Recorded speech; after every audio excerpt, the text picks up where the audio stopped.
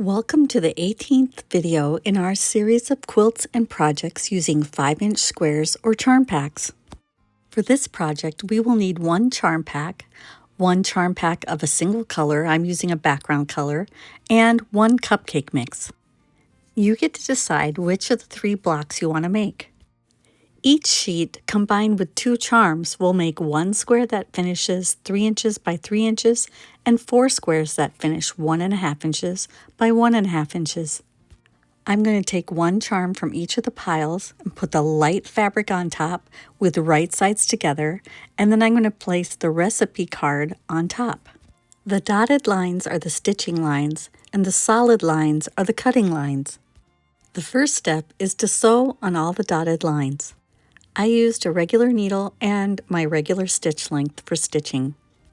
The starting point is marked with a star on the papers, and then arrows are on the stitching lines to have you follow the arrows when you're stitching. Although you can follow the lines in any direction you want as long as you sew on all the stitching lines. You can even chain stitch these through your machine. As I finish a paper, I like to look at the back of it to make sure I see all my stitching lines before I move on to the next squares. The most important thing is to make sure you have your fabrics right sides together and that the light fabric is on top. When all you have to do is follow the lines, it makes for some great mindless sewing. The 2 charm packs I'm using for this sample are Merry Happy by Kimberly Kite and Dottie Thatched by Robin Pickens. This particular pattern will work for any charm pack that you have. Or you can use leftover squares from other projects. Don't worry if you see little ripples when you turn the fabric over to look at the back side. Those will be gone once you cut on the solid lines. Keep in mind that if you don't want to sew just one set at a time, instead of turning these corners, you can chain stitch the units. You will still have to pivot in the middle, but at the end, just sew right off of the one set onto the next set and keep on sewing. If you're going to chain stitch, just make sure that you check the back side of every set to make sure all the lines have been sewn. When I was chain stitching the units, I would generally work on 2 to 4 pieces at one time. The only charms that I didn't use for my charm pack were the very lightest ones. Otherwise, I used all the different colors.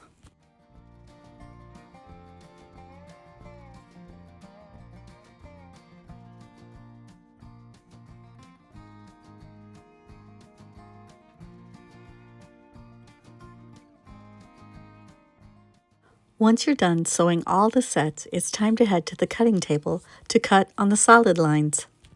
When trimming these, I usually started with the 2 sides of the smaller triangle units.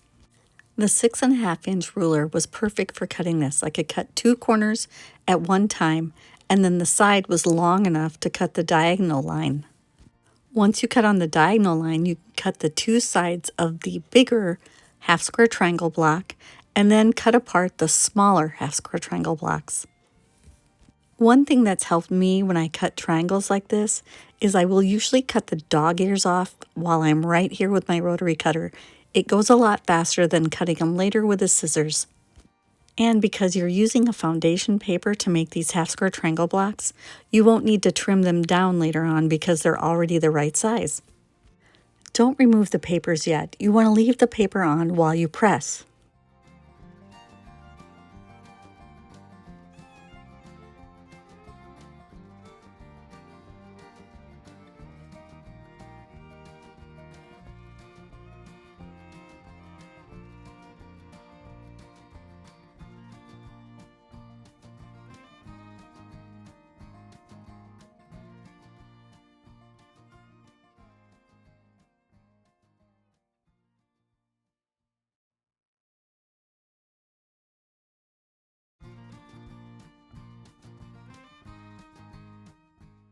Once you're all done cutting, it's time to head to the ironing board. If you stack these so that the paper is face down, it'll be easier to pick them up to press them. Pick them up one at a time and press away from the background fabric. Having the paper still attached to the fabric means you're less likely to press that seam out of shape. Once pressed, the bigger half square triangle blocks will measure 3.5 inches by 3.5 inches. The smaller ones will measure 2 inches by 2 inches. Once they've all been pressed, it's time to remove the papers. I usually put my thumb kind of in the center, right on that seam, and quickly pull the triangle away from the center. When ripping these papers off the back of the fabric, it's not the time to be timid. Show that paper who's boss. Now that all the half triangle squares are made, it's time to figure out which block you want to make. The card shows 3 different blocks that can be made. Each of the sheets in the recipe book have made 4 small squares and 1 large square. The 4 smaller squares, when sewn together, will be the same size as the large square. The sizes are a little misleading at the moment, but once you factor in the seam allowance, they'll be the same size and you'll be okay. So this block arrangement is block number 1 on the card. The block pieces rearranged will also make blocks 2 and 3.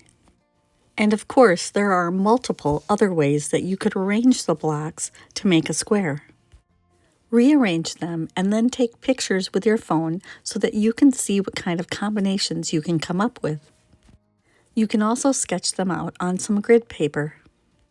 I had fun just rearranging it and seeing what I could come up with. Each of the cupcake mix recipe books, and there are 4 different ones, have a few extra pages in them so you can use some scrap fabric and play around with color combinations and designs. These blocks will measure 6.5 inches by 6.5 inches and will be 6-inch finished in a project.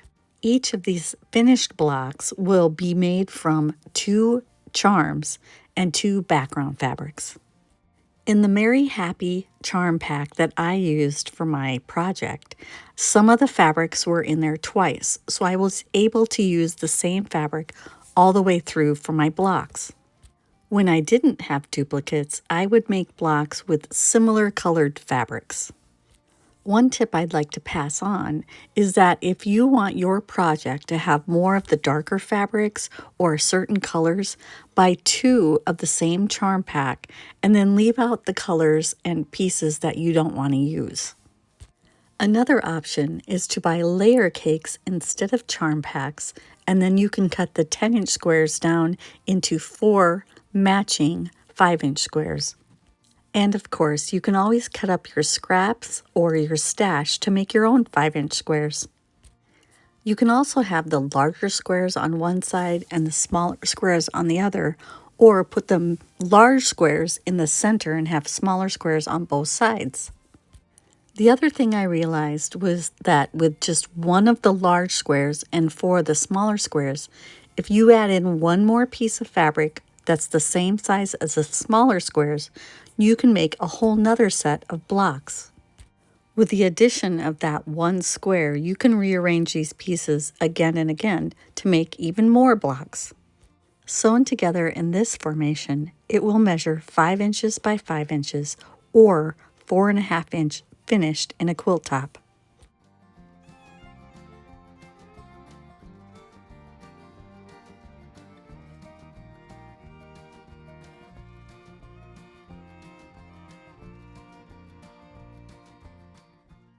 As you make each of these different kinds of blocks, imagine that each of these blocks is the corner of a bigger block. You can start to see how many different blocks you can make just by rearranging the pieces. The possibilities for different blocks are endless with these combinations. And by varying the charm packs you use and the number of cupcake mixes you buy and use, you can make the projects large or small. I hope you're beginning to see how nicely all these different blocks would go together just by using the cupcake mix recipes and charm packs. We'll leave a link in the description of this video that will take you right to the charm packs and the cupcake mixes on our website, thequiltedforest.com. Now that we've entertained ourselves by rearranging these pieces over and over again, it's time to get back to working on our project. I've decided to make block number 1 on the recipe card. I'm going to sew 4 of the smaller half square triangle blocks together to make a block that's the same size as a large half square triangle. I'm choosing to keep like fabrics together, although it would be fun to mix it up too and have all different fabrics in these squares. When I'm sewing smaller pieces like this, I like to stay at the sewing machine a little bit longer, so I will finger press the pieces so that I can press it later with the iron after I've sewn 4 of them together.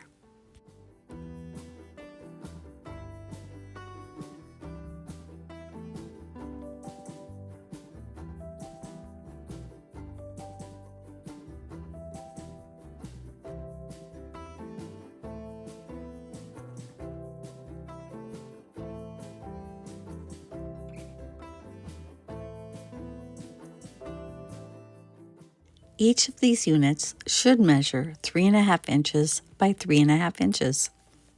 Sew all of the units and then press. You can press the seam in one direction or you can press it open. Once I had all of the parts for a block sewn together and pressed, I worked on one block at a time so I could control the color combinations.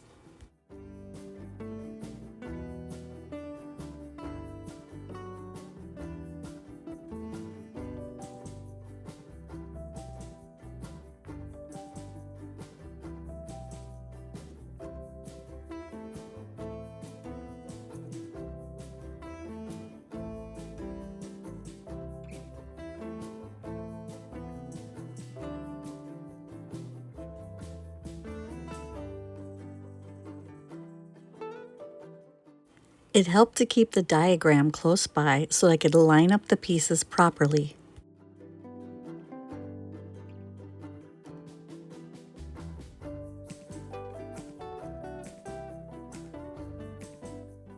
Sew the 2 halves of the block, and I always press towards the large triangle.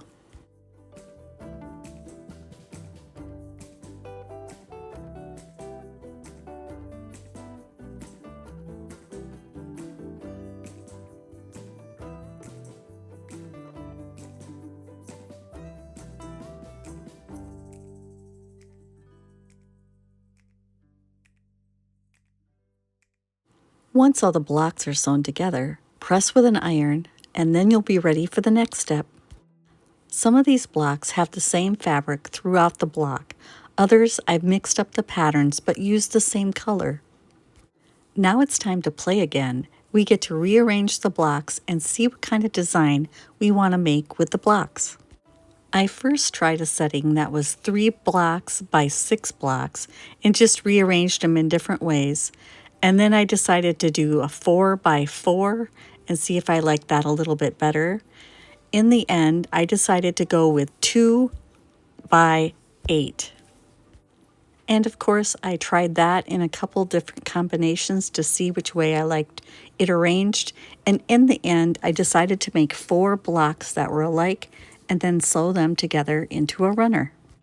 I added a 2-inch border all the way around, and then I have binding fabric in the same fabric as the border fabric, and those were cut 2.5 inches wide.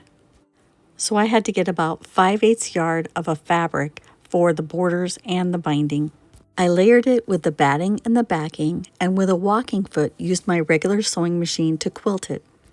I then sewed the binding to the front and then pressed it so that I could flip over the binding to the back and top stitch it from the front. Using an open toe for the top stitching helps me see exactly where I'm going. The runner ended up with a finished size of 15 inches by 51 inches. For my second sample, I used Callie & Co. by Corey Yoder for the charm pack. For the background, I used yardage instead of a charm pack so I can cut the extra squares for the corners. Each of the charms plus the background fabric made one block. To eliminate bulk where the seams would meet, I decided to add a sashing. I decided to use the white for the sashing and have a green cornerstone so the blocks would kind of float.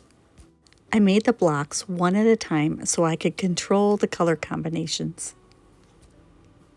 When I was testing the layout for this particular combination of blocks, I liked it better when all the colors were combined and mixed up rather than keeping like the pinks together and the greens together and the blues together. It just seemed to be a little bit more cohesive when everything was mixed up. When putting these blocks together, you want to press towards the sashing fabric. The charm blocks measured 5 inches by 5 inches, and I cut my sashing at 1¼ inch by 5 inches. The little green cornerstone in the center measured 1¼ inches by 1¼ inches. For this particular design, I was kind of measuring and cutting as I was developing the project, kind of a design as you go project. Once these larger squares were sewn together, they measured 10¼ inches by 10¼ inches. So finished in the quilt top, they were 9¾ inch square.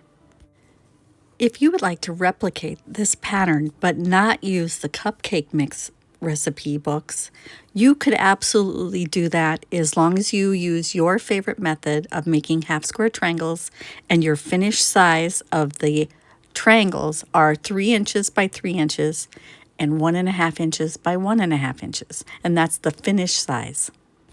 There are so many ways to make half square triangle blocks, and everybody has their own personal favorite. Once I had the runner put together, I layered it with batting and backing and quilted it on my regular sewing machine. The backing that I chose was sort of a plaid set on point. I quilted it with the backing face up and just followed the lines of the pattern. Using my walking foot, it created a simple quilting design for the front. It's kind of diamonds on point. I don't have to mark anything. I don't have to worry about being in the ditch. I just sew on the lines and it's done. Once it was quilted, I trimmed the edges and used the same green that I used for the cornerstones as the binding. I had also added a small border of white all the way around the quilt top so that I didn't have to worry about the binding cutting off any of the points of my blocks. Finished size was 22½ by 54. And an update on my charm packs, I started with 60. I used 2 for this video and now I'm down to 58, so I'm headed in the right direction. Make sure to give us a thumbs up if you like the video, leave a comment for us, share with your quilting friends, and subscribe. Thanks for watching and happy quilting!